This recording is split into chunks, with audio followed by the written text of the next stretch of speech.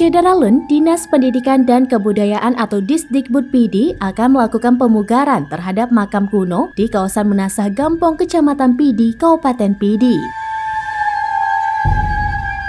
Situs bersejarah tersebut kondisinya masih sangat kokoh yang terletak di kawasan perumahan penduduk. Dari jenis ukiran yang menghiasi batu nisan, diperkirakan makam tersebut telah ada sejak abad ke-18.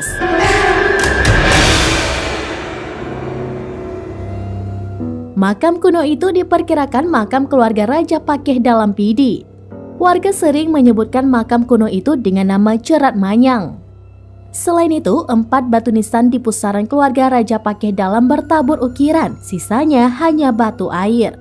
Petugas Dinas Pendidikan dan Kebudayaan Pidi telah melakukan survei di makam raja tersebut.